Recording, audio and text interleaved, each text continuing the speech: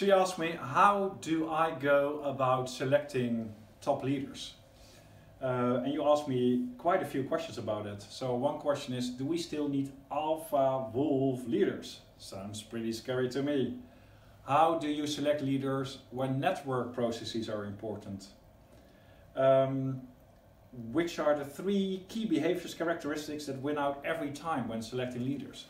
So let me give you my take on the selection of top leaders. So first of all, what is important is cognitive ability. All leadership is about information processing, and it's about processing very complex information. So which shows why cognitive ability is so important. That's the first thing. Secondly, it's important that someone has knowledge, experience, and a track record that's relevant for the role that we are selecting her or him for.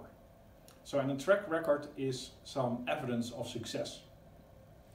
And thirdly, it goes about leadership. And we see 4 dimensions to leadership. So first of all, it's about your ability to set strategy.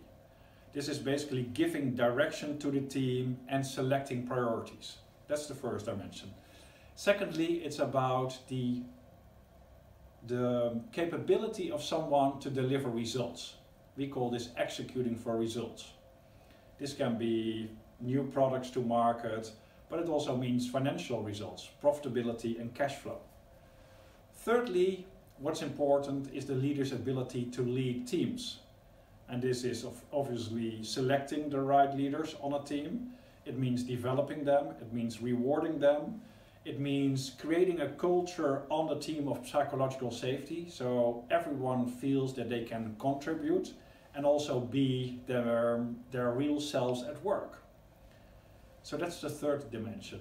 And the fourth dimension is about building relationships with all stakeholders. Those can be employees, customers, investors, suppliers, local communities. So these 4 key leadership characteristics we are looking for in leaders. What we then do, we look for what we call leadership span. A leadership span is literally the wingspan of a leader.